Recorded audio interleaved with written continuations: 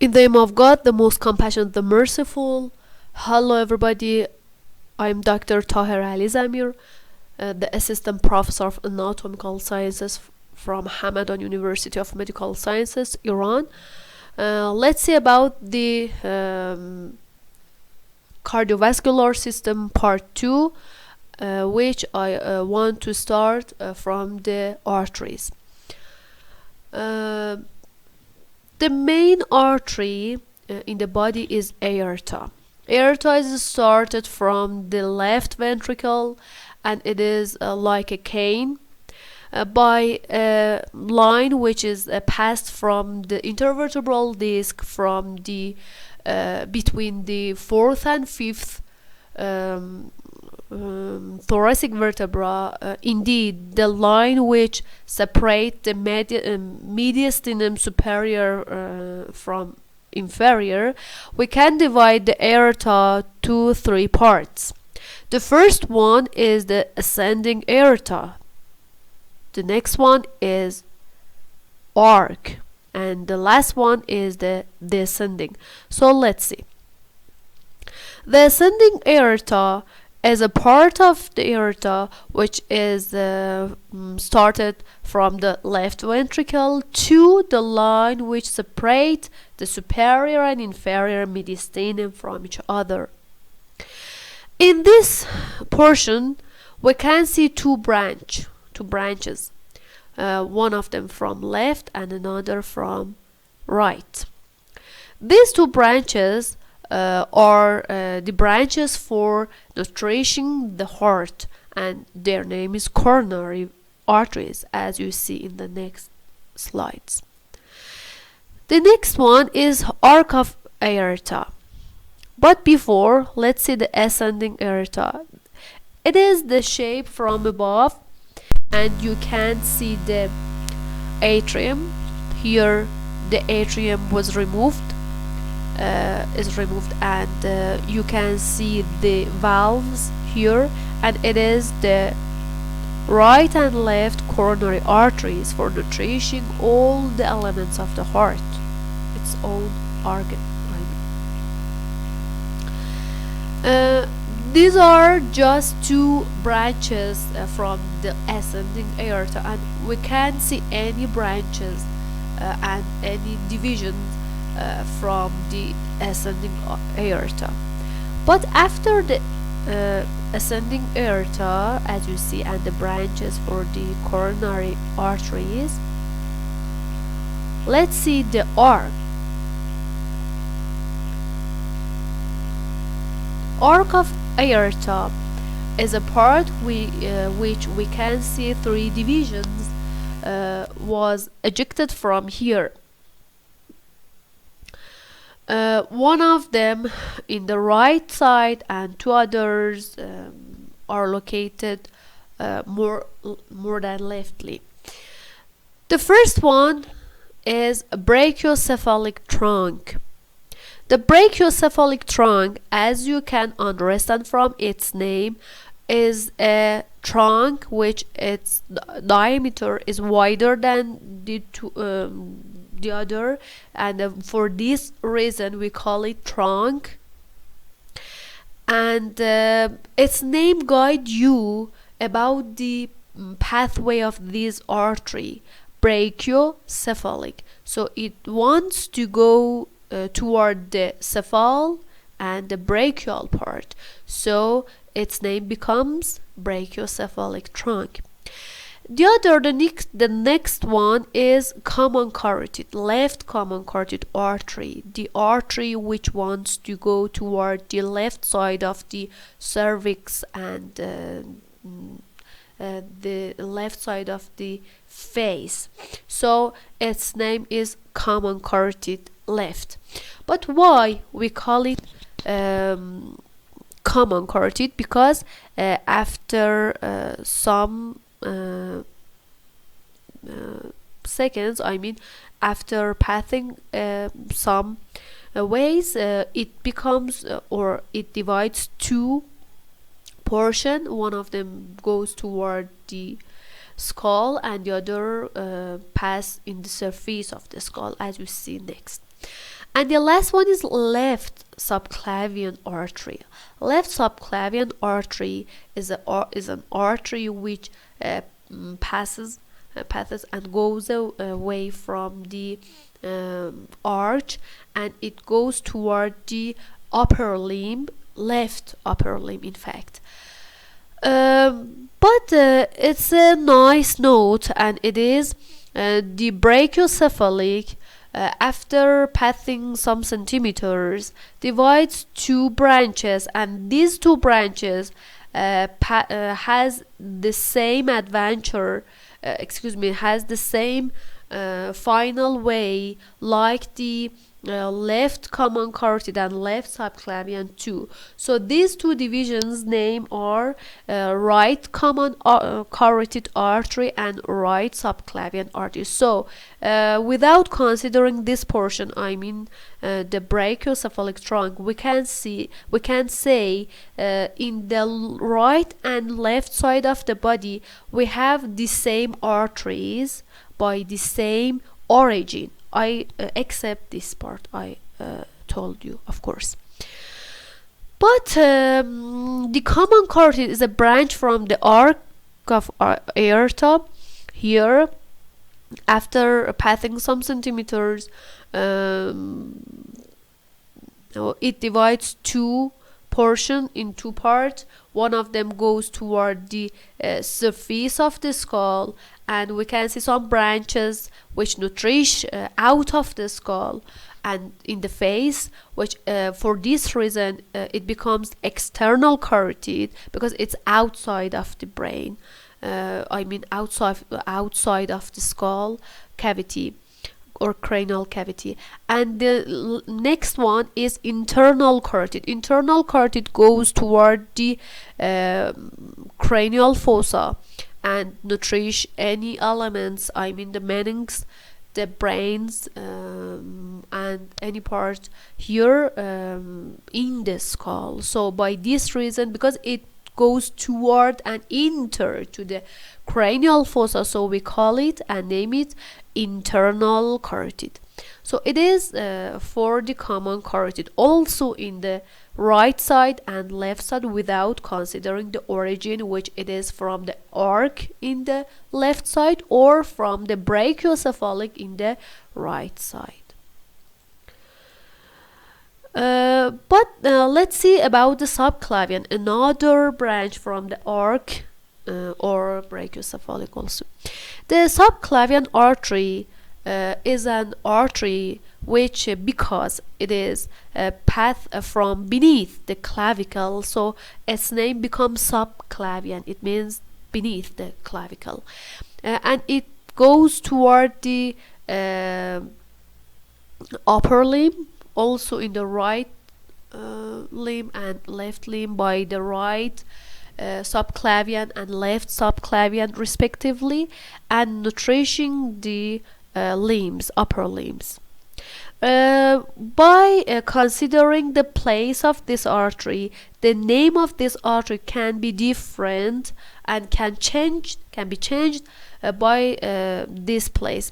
I mean, whenever it goes and enter to the axilla, its name becomes axillary, and after that axillary, and after axillary artery, when it enter and goes to the brachial part, its name becomes brachial artery, and after that, whenever it goes toward the near or and adjacent to the ulna and radius bones, their names becomes ulnar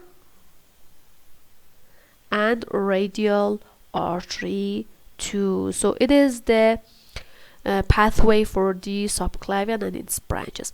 But let's see the descending aorta. Descending aorta is a part which is beneath or located below the line or the surface, below the intervertebral disc between fourth and fifth thoracic vertebra. I mean here. As you see, the extent or length of the descending aorta is more than the ascending and arc of aorta. By the diaphragm, the descending aorta divided in two parts. One of them becomes thoracic aorta and the other is the abdominal aorta. So the descending aorta divides in two portions, thoracic aorta and abdominal aorta. It is the thoracic aorta because it is located in the thorax, so its name becomes thoracic aorta. But it is the abdominal aorta. Abdominal aorta is a part of descending aorta here below the diaphragm till it wants to be branched. We call it the descending aorta, the part of abdominal. From each part we can see some branches, of course here and also in the abdominal aorta too, and finally the descending aorta near to L4 vertebra branches and divide in two same branches, which their names are right and left common iliac arteries. After the right and left common iliac arteries, we can see the any common iliac, also right and left, divides also in two branches, which one of them goes toward the pelvic and its name becomes internal iliac because it wants to enter to the pelvic part, and the other is the external iliac because it goes away from the pelvic and enter to the lower limb, so it becomes external iliac. So we also see internal and external iliac in both right and left side too. The thoracic aorta, here, is started from the surface, which is passed from the intervertebral disc between 4th and 5th thoracic vertebra, and this phase pass from the body, from the space between the body and manubrium of sternum here, and from this part or from this point the descending aorta is started. It is the thoracic aorta, as you see, and these are the branches from the thoracic aorta, but the main branches for the thoracic aorta is posterior intercostal arteries, the arteries which are goes toward the space between the ribs for nourishing this part. Another branches is a bronchial is the branches for nourishing the lungs, and another branches is esophageal artery is a branch of the thoracic aorta for nourishing the esophagus in this part, in this location. Another branches are mediastinal arteries or mediastinal branches and diaphragmatic branches for nourishing this part. But how about the abdominal aorta? The abdominal aorta has some main branches. The first one is celiac. Celiac is in the level of L1, the intervertebral disc between T12 to L1. As you see, it has three major branches. One of them is left gastric, the other is splenic artery, and the other is common hepatic artery here, which goes toward the liver, spleen, pancreas, and also the gastric or the stomach. The next one is superior mesenteric. The superior mesenteric nutrition the um, small intestine below the duodenal, the lower part of duodenal, to third of the large intestine, as you see here. So this part is nourished by the superior mesenteric ascending colon in the large intestine, and 2/3 of the transverse colon of large intestine, in addition to the cecum, and also the small intestine, duodenum, jejunum, and the lower portion of the ileum, jejunum, and lower portion of the duodenal part. And the last one is inferior mesenteric. The remaining part of the large intestine to anus is nourished by the inferior mesenteric, as you see. Another branch of this part, the abdominal aorta, is for the renal artery.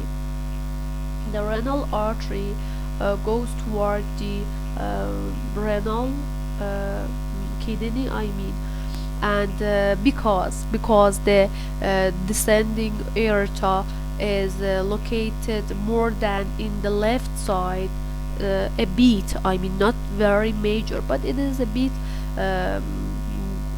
located in left side. So the length of the right renal artery is more than the left one. Another branches is gonadal. Gonadal arteries are another branches which goes toward the gonad. But why these even taking place? That the gonad is located in the pelvic, but we can see the arteries from the abdomen. Why? It is maybe a good answer for saying because the pelvic is near to the gonad, so we must expect that these arteries nourish them. But why it doesn't take place? I answer this question by this reason, because the gonads from the embryologic stage are located in the first time here, both in the male and female, and after that they descend and goes toward the pelvic in the female and goes toward in the scrotum in the males.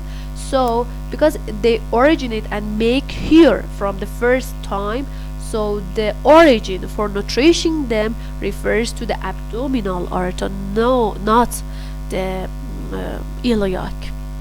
So it is the another branches here, testicular in the male and ovary in female.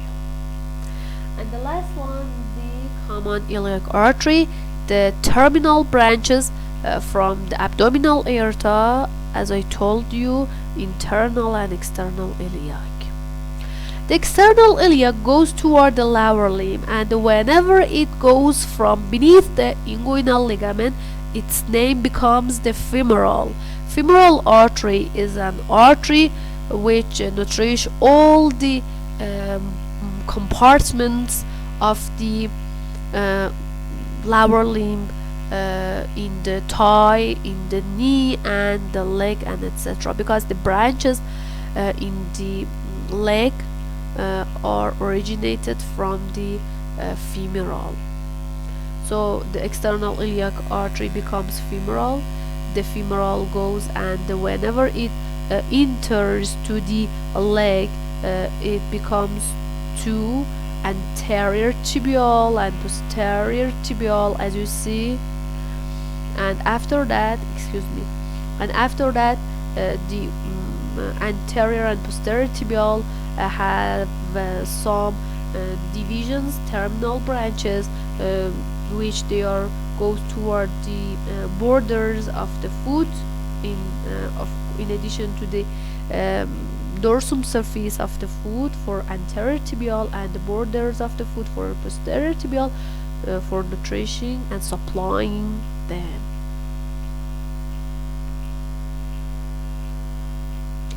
Okay, when the veins wants to go to the heart, as I told you, they enter to the right atrium. We have three veins: corner sinuses, superior vena cava, and inferior vena cava, as I told you, and I said why we have these three. It is the superior vena cava. The superior vena cava is made from two branches, the left brachiocephalic and right brachiocephalic artery. The right and left brachiocephalic artery received the subclavians and the common carotid arteries from right and left side. And of course, besides the right and left brachiocephalic, we have the ossicus vein, which enters to the SVC, I mean superior vena cava, for drainaging the trunk, some part of the trunk. As you see, it is the ossicus which enters to the SVC. So you can understand about the location and the pathway of the subclavian. Subclavian connect to the common carotid veins, and they become the brachiocephalic artery. But how about the subclavian? Subclavian also receive the blood of these veins, I mean the axillary, brachial, and ulnar and radial. It is the surface veins of the upper limb. I told you next in the next slide. Of course, it is inferior vena cava. The inferior vena cava receive the hepatic vein. I speak about the portal vein, renal vein, right gonadal vein, right common iliac artery vein, left common iliac vein, internal and external iliac vein, and finally the femoral vein. What is the portal vein? Let's see here. For the mechanism in the digestion, because it needs an station for detoxification or anything that is needed for the metabolism. After receiving the blood of near organs like stomach, like small and large intestine, they goes toward the liver. The vein which received the veins of the stomach and the digestion organs, I mean, its name is portal. So after in the digestion procedure, for absorbing the glucose and anything which is needed for the body, these elements enter to the veins. This vein, the veins which receive this blood is a portal vein, and the portal vein enter to the liver for detoxification, for moderating any element which exists in the blood, and after that it enters to the heart by the inferior vena cava, by the hepatic vein. So it is the portal vein. Portal vein is an additional station for gathering the blood near the digestive system and send this blood to the liver, and after that the liver after anything that liver needs to do with this blood, the blood goes toward the heart by the hepatic and inferior vena cava vein.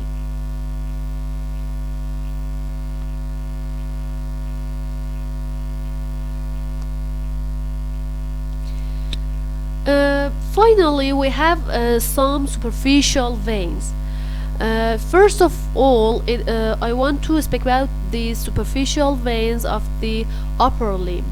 For drainaging the blood, of which they goes in the subcutaneous or in the superficial part of the body, we need some veins for drainaging them. The first one is the cephalic. Cephalic vein is a vein, as you see here, goes in the lateral part of the upper limb, and finally it drainage its blood towards the subclavian vein. But another is the basilic vein. The basilic vein goes above, and it drainage its blood to the axillary vein here, as you see. The lower limb also have two veins. First of all, it is the great saphenous.